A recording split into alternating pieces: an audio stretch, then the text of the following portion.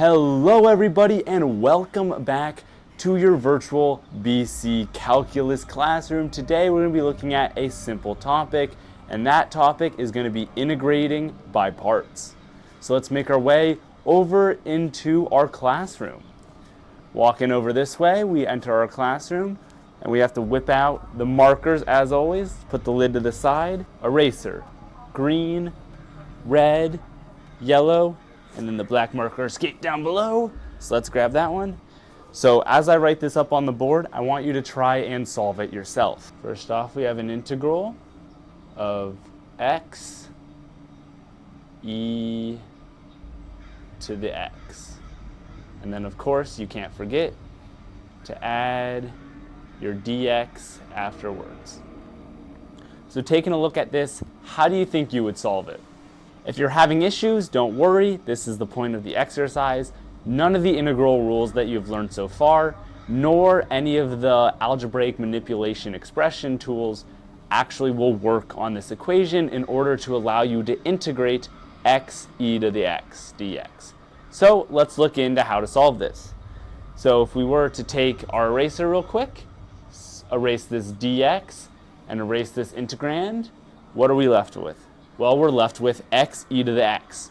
Now let's say I asked you to take the derivative of this. So if you were going to take dx of this entire thing, how would you do it? Well, if you were to do that, you'd bring it out here and you'd use what is known as product rule. So you'd take your first one right there. We'll make this one yellow. So the integral of that would just be 1.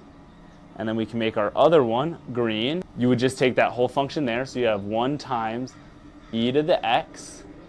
And then you'd have to add the first function again. So that would just be x times the derivative of this second function here. So the derivative of e to the x is, of course, e to the x times 1, because you can't forget about your chain rule. So then you're left with something that looks a little bit like e to the x plus x e to the x. Very nice, right? And how did we do that? Well, we used product rule. We all know product rule. Product rule states that you take the derivative of any two functions, so we'll call it f of x, g of x, right here. Very nice. And this will be equal, of course, then to f prime of x times normal g of x plus f of x g prime of x.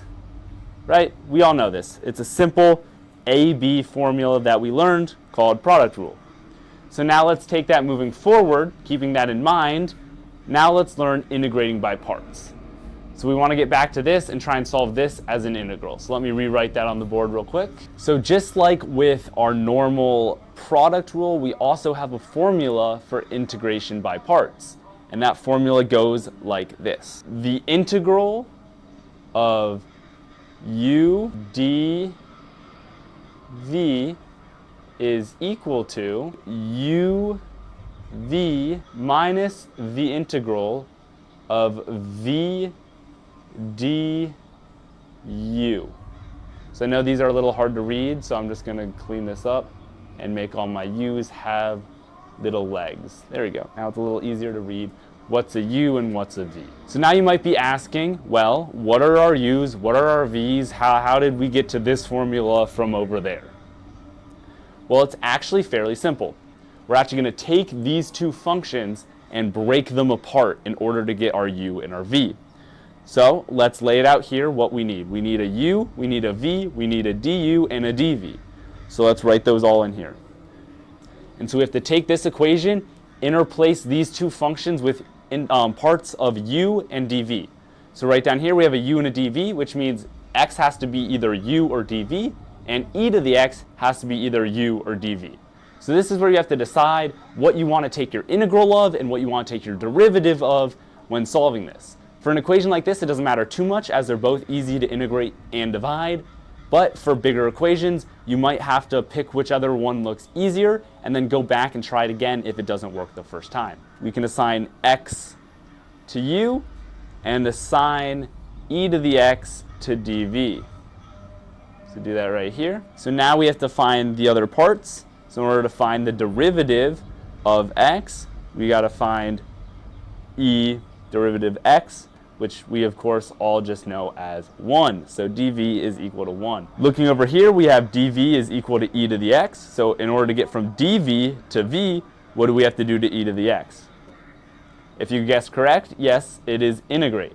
So you have to take the integral of e to the x dx. Well, you get e to the x.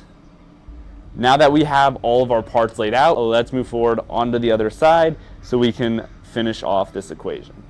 So let's take our black pen so that we know we're actually filling out this formula, and let's get started.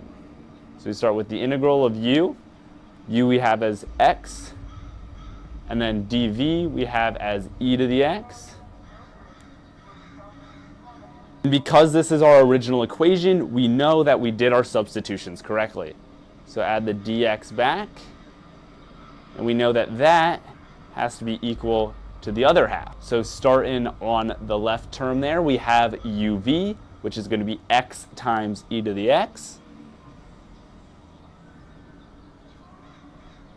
Then our second term, we have minus, and then we have the integral of v du. So let's write that in. We have the integral of v, which we said is e to the x. And then we got du, so we have to plug in for du as well. And right here we can see that du is equal to 1. So we multiply by 1, and then we of course have to add our dx at the end to satisfy the buddy system for this integrand at the beginning. So now we have that equation. Much bigger, but easier to solve than our original. So starting off with the left, nothing actually changes. So now this 1 goes away, since multiplying by 1 just gives you e to the x. We can now take the integral of e to the x. And we already know that the integral of e to the x is e to the x. And because it's an indefinite integral, we have to add that plus c on the end. And after we add that plus c, we can go back to our first term and add x e to the x. And then what we're left with is x e to the x minus e to the x plus c. And that is the integral of our original equation, and we used integration by parts. If it makes sense, we kind of split it up into parts. We took either function, and those are our two parts, and then we integrated it through those two parts. Now the fun part, if we have that final answer, of course you should be able to now go the other way, and if you take the derivative of that equation, you should end up with your final equation. So go ahead and try that if you want. Alongside that, I'm going to put an extra equation up on the board that I want you to try and solve. While I write this final equation, I just wanted to say I hope this video helped you guys out and that you were able to figure out how to integrate by parts while learning in VR. If you enjoyed this type of video, a like would be greatly appreciated, and you want to see more of these, a subscribe would be neat.